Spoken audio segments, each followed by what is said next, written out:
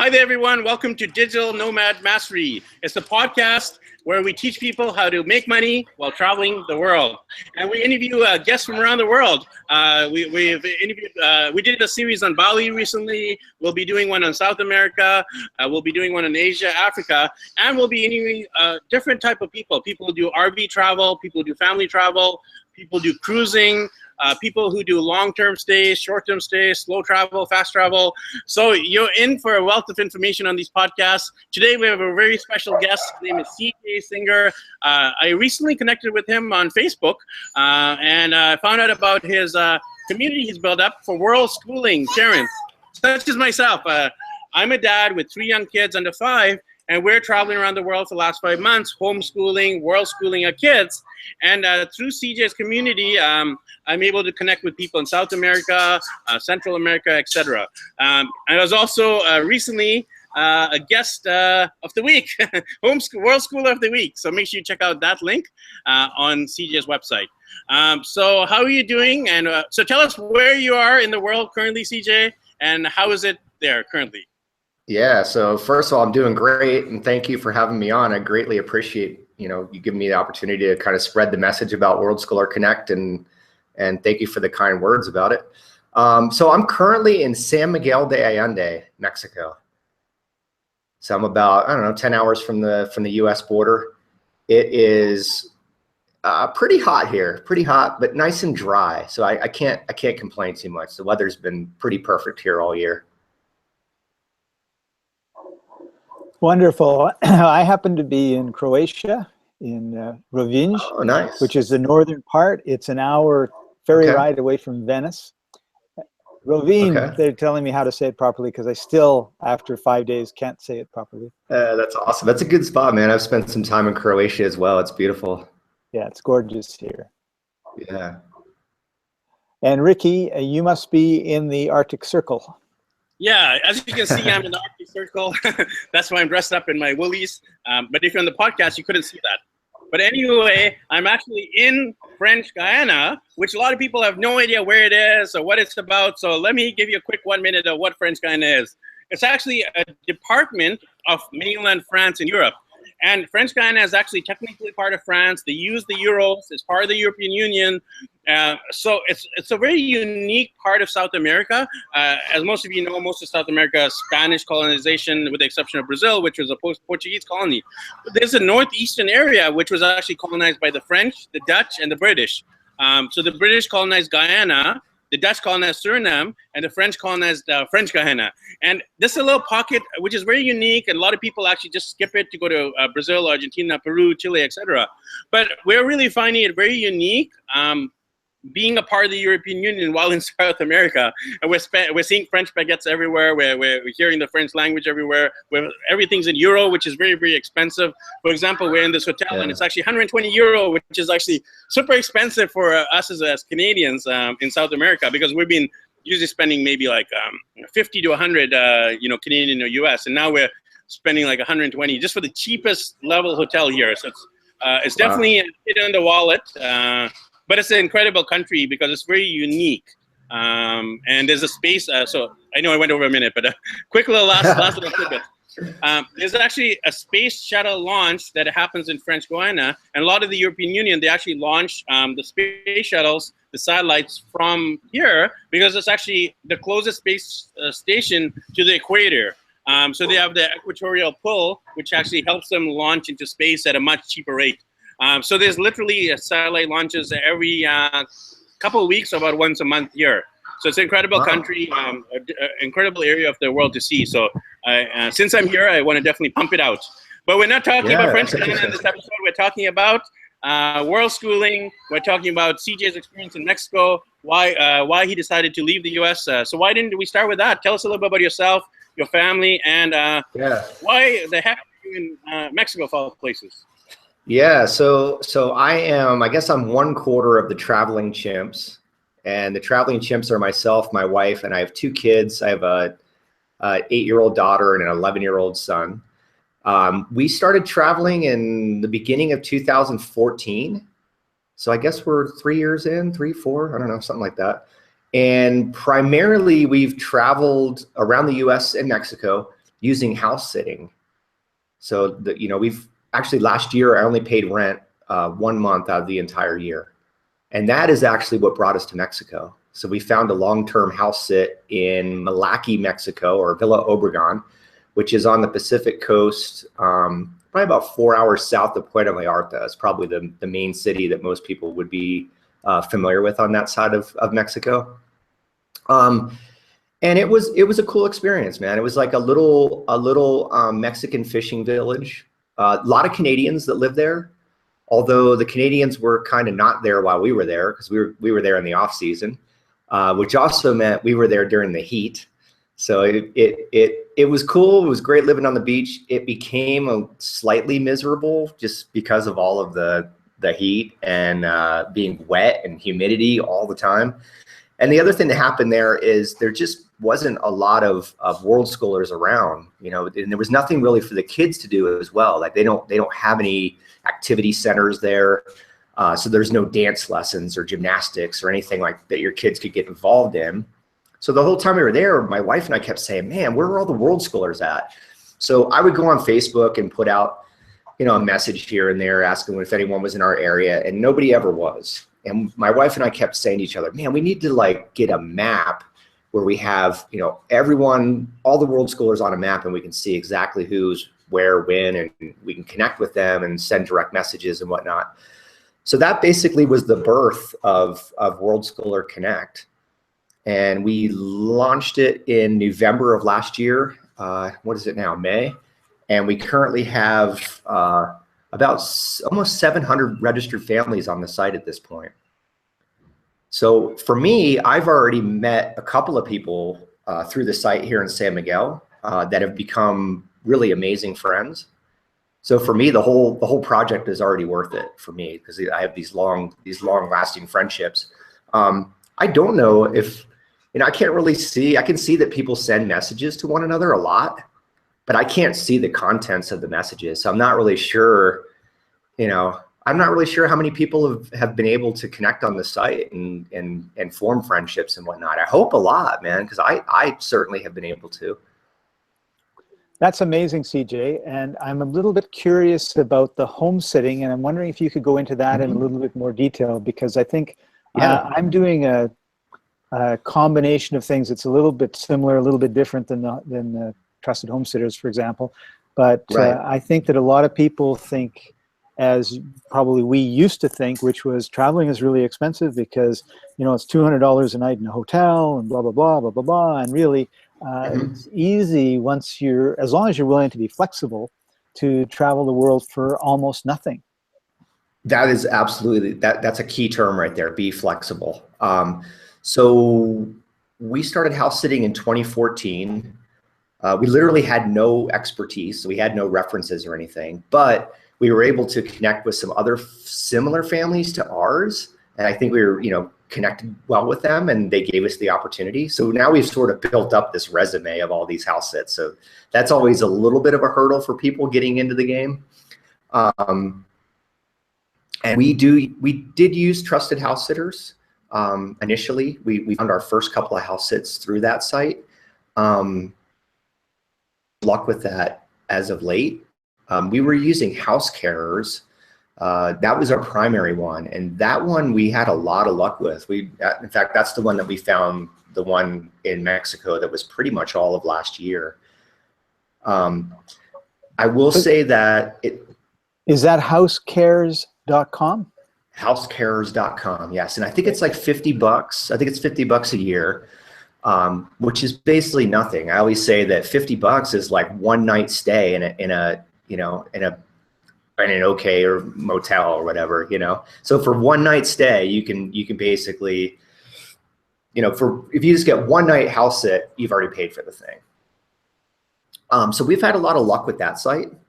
I will say though that it seems like there's a lot more competition these days.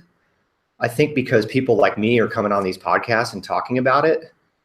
And then every time I bring it up, people the next day, people are emailing me, what were the sites again? Can I go check those out? So you saying being,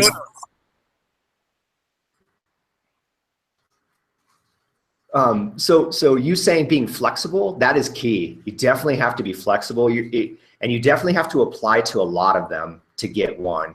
I'm not even sure. I would say you have to apply to probably 30 of them to get one.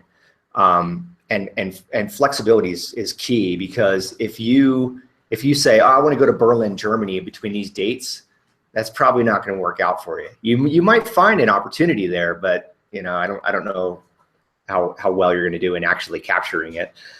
So flexibility and diligence in staying on top of them and applying to them regularly is probably the key to landing some house sits. And I'm really interested in this whole area of world schooling. I think some of our listeners might have heard the term homeschooling, but there's these new terms called like unschooling, world schooling, road schooling. So maybe you can familiarize the listeners with the term world schooling and focus on this community you've built up called Worldschooler Connect. Tell us a little bit about the etymology and how it works. Sure. So I think we started off as homeschoolers, and I think a lot of people probably do go down that path initially. We took our kids out of school and started doing a cyber school. And we thought, the term cyber, that sounds like IT and computers and, everything's going to be online. And I got home from somewhere and there's like 8 huge boxes sitting out in front of my garage door. So we bring them all in, we start opening it up, and it's just textbooks and science experiments and art stuff, and which was kind of cool. But I was like, man, I thought this was a cyber school. And there was a laptop and a printer in there.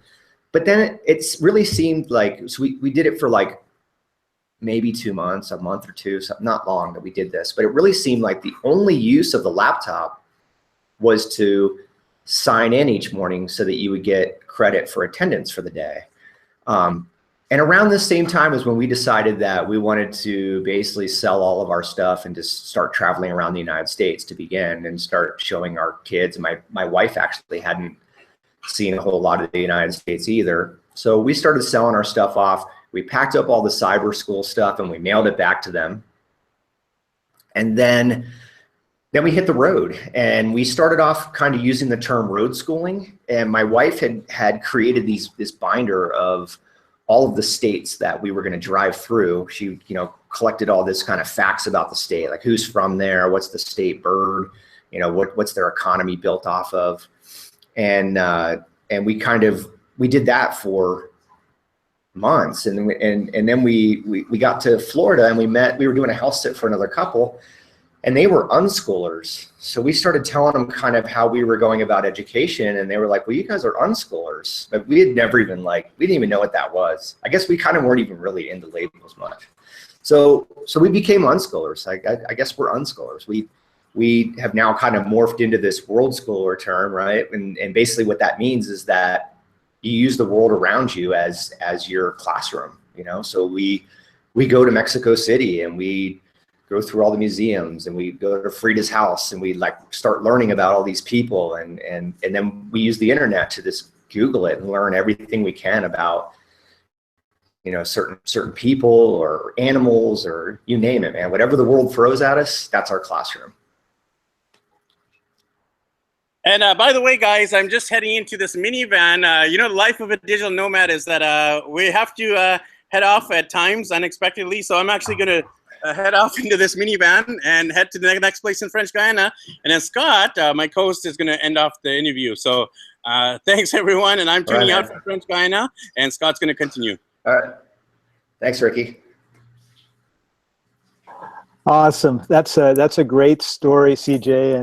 And it is really kind of funny. Ricky told me that last night he asked about the times for the bus because he was concerned about our interview time. And they told him, oh, no problem. It's going to be hours from now. And of course, then today it's like, oh, no, last bus is at this time and you've got to be there, which of course was right in the middle of our conversation. Yeah. So no problem. No big deal, man. I totally understand. Been there myself. So what made you decide to pull up your roots and visit all these amazing places in the world? Yeah, so it started with a Google search. So my wife did a Google search for creative ways of saving money or something along those lines. and vagabonding came up.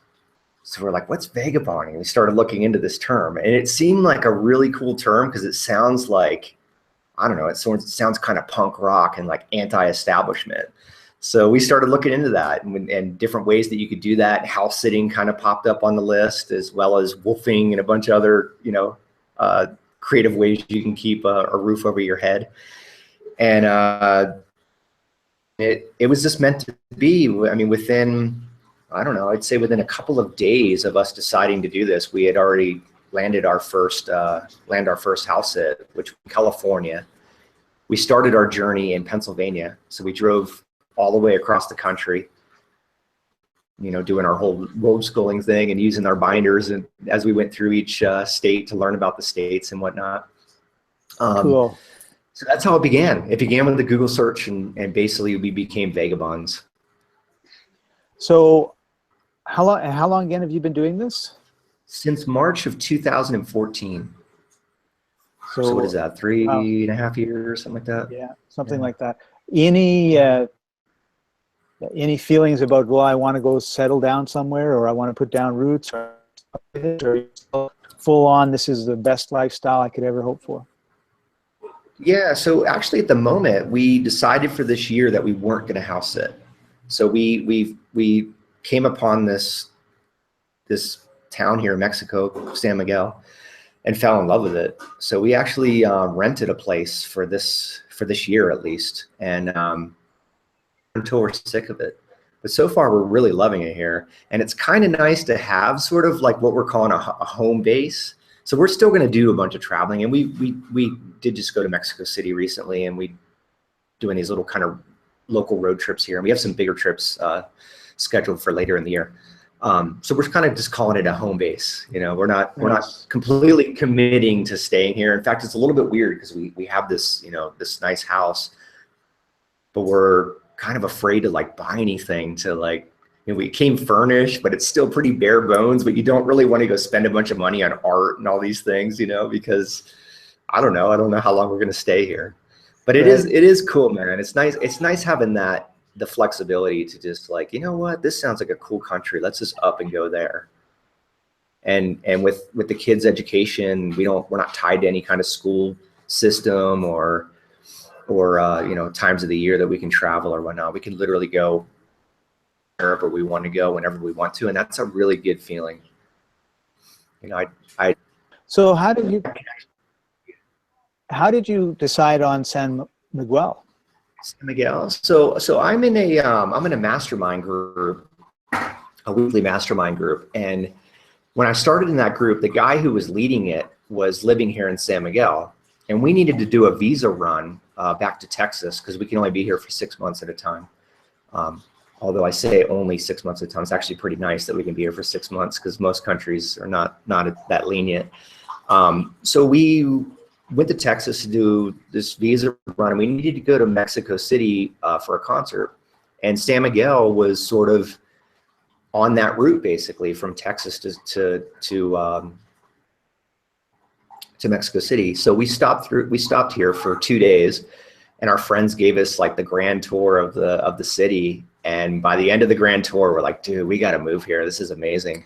So we went to Mexico City. We went back to Malaki. We had about 1 more month left on our house sit, and we finished the house sit and immediately came here to San Miguel last November. Beautiful. Yeah, it's just a cool like Spanish colonial town. It looks very European. It's very cool. Narrow streets, cobblestones, and everybody is just wonderful. Everyone's super nice here, and it's pretty amazing. Okay, we don't normally bring up politics, but lately there's been talk of a wall, talk of that. I have a friend who lives in Philadelphia, and he said to me the other day, I am terrified to leave the United States. So I want to take a moment and just ask you to kind of talk a little bit about how you feel in terms of safety and your children's safety as you are in Mexico. Because I think that we get a lot of dramatic interpretations of the situations in other places in the world, if I can put it that way. Yeah, I would really agree with that. And we were here at the end of last year, we always go back to Boston for the holidays. That's like part of our tradition. So we were back in Boston for December. We did a house sit in January in Florida, which is like a recurring house sit that we have there in January. And that was around the time that Trump was inaugurated.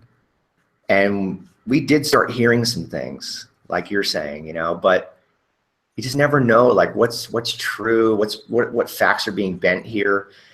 So we contacted a few people as we were driving from Florida back to Mexico, because we were a little bit concerned. We're like, are the Mexican people going to like freak out on us, or, you know? So we messaged a couple of people, and everybody just gave us the thumbs up. They're like, it's all clear, man. There's really nothing to worry about. So we got here, we got settled in. For the first couple of days, I'll be honest, man, for the first couple of days, I felt a little uneasy. Like I don't know what it was. I don't know if I was like half embarrassed that, you know, that this guy was elected. He's definitely not a popular person down here, that's for sure. Right. But within a couple of days, man, I actually sat down with my buddy's dad, drank some tequila, and had this conversation. And he's a Mexican guy. And by the end of the conversation, I'm like, you know what, this is crazy. Everything's cool, and everything is cool down here. And as far as, I can't imagine they're ever going to build a wall. I just don't see it. You know, but I was at a restaurant the other day, and, you know, they always have these T-shirts, like the keep calm stuff. So at this restaurant down here, it said, keep calm, you're on the good side of the wall. And I was like, yeah, I kind of agree with that. Definitely agree with that. You reminded me of when I went to Morocco in January, just a few months ago. And I was, as I'm looking around and everything else, I'm trying to get acclimatized, and I'm feeling really nervous, right? And I didn't understand at first what it was. And then I realized that everybody walking around looked like the henchmen of the bad guy in all the action thriller movies I've watched for the last 10 years. Oh, right? Yeah. You know, they just That's have funny. the short hair and that look, and similarly, Yeah. and in Bulgaria in particular, I noticed that, and it was just like what is it with these? And then I realized these were the bad guys in the movies, and my body was just reacting to that. And I thought, wow, like what a subtle way of putting in, you know, fear of people in different areas, right? Yeah. Yeah, and for real. And I think all of it's just unfounded. And I don't know why the United States they've always picked on Mexico. I mean, I kind of grew up on the border of Texas, and, you know, even back then, it was always this, like, I don't know what it is, but it's super unfounded. So can you give us some tips or some advice for someone that's maybe thinking, you know what, I've lived in this city for 20 years or all my life for 10 years, and I would really like to explore the world, but maybe I've got a little bit of fear or some trepidation? Yeah, totally. I mean, just do it. That's the bottom line, is just do it. Commit to it and do it. It's super liberating. There's definitely some fear, especially when you leave the country. Not so much when you're staying in the country as much, but I promise you'll be fine. Just power through the little bit of fear there, and when you get to the other side, you'll be like, you'll feel like, oh my God, why was I worried about coming over here? This is, you know, completely. Most of the world is this fun, friendly, loving people. You know, like 99% of us are just want to get along, and we're all humans. It's, you know, the 1% that tells us that we're at war. So overcome that 1% and just do it. Excellent. That's what I would say. So do you have a place still that you think of as home, whether it's your hometown or some other place that you lived? Yeah, I would say Boston. Yeah, Boston. we go back to Boston. Yeah. So my wife was born and raised there. I spent a good chunk of my life there as well. Went to college there. All of my sports teams are the Boston teams. So that's home for us, really, you know. The Boston Bruins, my second favorite hockey team. So. All right. Who's your first? Vancouver Canucks. Who they beat for the Stanley Cup. They did. Yep, they did. I remember that well. Yeah, it was a great series. Mm-hmm. So do you find that every once in a while one of the things that has come up in a number of our conversations is loneliness, or the emotional ups and downs of traveling, maybe frustration because they can't understand you, language problems. How do you deal with any of those, or is that even an issue for you? Oh, it's totally an issue for us. I mean, that not so much here, but when we were in Milwaukee last year, I mean, that's what spurred the whole Worldschooler Connect website, was just our inability to find anybody really to hang out with. When we first got there, there was another Canadian family that had kids the same age as us. And we hung out with them like every day. It was great. They'd come over to our house and use the pool, and then they went away. And then we were just kind of left there. There was like, there's no gringos in that town, especially that time of the year. So it was definitely a tough few months, especially on my kids, because there just really wasn't much for them to do. So, but that was a learning experience too. So now when we go somewhere, we ensure that there's activities there for the kids to do, and things for them to get involved in. So now we're in San Miguel. San Miguel is a very unique city. So there's actually 60,000 expats here in San Miguel. Wow, that's a lot. So, yeah, and there's tons of stuff to do here. It's a big artist community. So there's just tons of anything arts, dance, music, painting, you name it. You're covered here. So my daughter's like, she's in a circus class doing aerial stuff and dancing, and my son's got a bunch of friends here. So it's a good spot, man. It's a really good spot. It's a very unique spot and very cool. So when you walk around here, you hear a lot of English when you walk around here. And we do speak a lot of Spanish, so we can kind of get by. And that's actually the reason we speak a lot of Spanish, though, is because we were in that kind of secluded area for so long where no one spoke English. So it was sink or swim, basically. Yes. So I'm actually kind of grateful for that. Here, you almost feel like you're cheating. It's like, probably more than half of the Mexicans here speak English. So it's an interesting town. It started after, from the way I understood it, it started after World War II with the GI Bill. There was an art institute down here that the GIs were able to use their GI Bill here in Mexico. And they figured out that, wow, we can go move down there and our dollar goes so much farther. We can live like kings while we're going to college. And that's what started the whole movement down here. And then the beatniks, all the beatniks, Kerouac and all those guys, they started coming down here too in like the late 50s, early 60s. So it became this sort of like artsy commune, basically. And it just stuck. And it seems like there's just more and more people moving here all the time. And I meet people all the time that'll come here for like a week and suddenly they're buying a house. I've literally met 3 people that bought a house in like a week of coming here. It's a very magical place. You're doing a great job of selling it. I can't wait to come and visit. Yeah, definitely. You should. You definitely should. It's a good spot.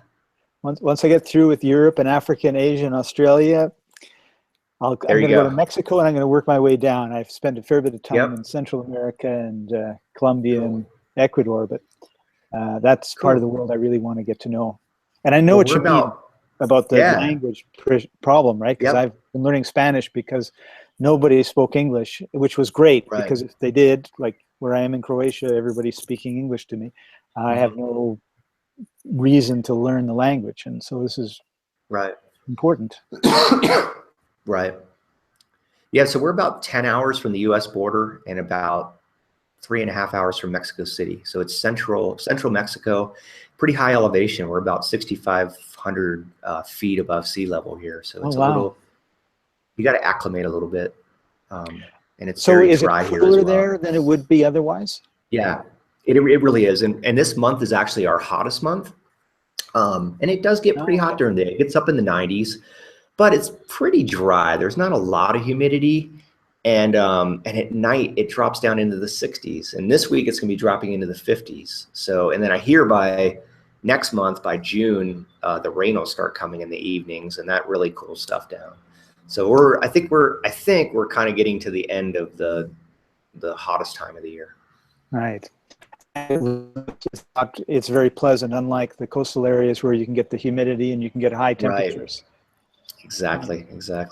Yeah, I spent 6 weeks in Medellin, Colombia, and it's 3,000 meters or feet above sea level, and it's a perfect spring day every day there, and it was great. But as soon as you go down to the ocean, man, it's hot and humid. Same deal here. They call it perpetual spring here. That same deal. Yeah. Yeah. CJ, I appreciate you taking time out of your busy day and sharing your knowledge with me and with our listeners. If somebody wants to know more about world schooling, how can they get a hold of you? So we have a Facebook page that's Worldschooler Connect. If you just do a search for Worldschooler Connect, you'll find the Facebook page. You can find the website. We have a Twitter account. We have Instagram. We have Pinterest, LinkedIn, all of it. So I think it's if you put in Worldschooler Connect, you'll definitely find me. You can find me on Facebook too, just CJ Singer. Awesome. So before we go, do you have one last tip for digital nomads? For digital nomads, make sure you do your planning ahead of time to make sure you have internet. That's a huge one, man. Even if it's like I tend to do my work first thing in the morning, I try to get my work done. I just try to be diligent about it, and then it frees up the rest of my day to like do things that I really love to do. So even if you can just find a good cafe in an area that you're going that has some solid internet, that's a key. And there's if you just do some searches online, you'll find, all kinds of sites that'll rate places and how good the internet is. I think there's one called Work From that I've used a few times, and they literally will like give you the cafe name, and they'll even like people will put the password in there to the Wi-Fi for you, so you don't even have to ask anybody and deal with the language barriers and all that kind of stuff. So there's good resources out there, and you should use them. Awesome, thank you. That's a brilliant one. Yeah. And that's definitely a big problem that I've had. I went to Macedonia specifically because I found a place there that had good internet connection. So yeah. And it all depends on what your job is, because I definitely need decent internet, but I'm not loading up videos and doing vlogging or any of that kind of stuff. I could see that being real troublesome in some parts of the world. So just do your homework ahead of time. Yeah, you don't want to get stuck somewhere and not be able to make money. That would not be good. That's right. Excellent advice, CJ. Thank you very much. Yep. Thank you for joining, everybody. This is the Digital Nomad Mastery Podcast. I'm going to get it out sooner or later because I have a whole bunch of other ones that I say. You've been listening to the Digital Nomads Mastery Podcast with Ricky Shetty and Scott Paton. Thanks for joining us, everybody. See you next time. Bye-bye. Take care.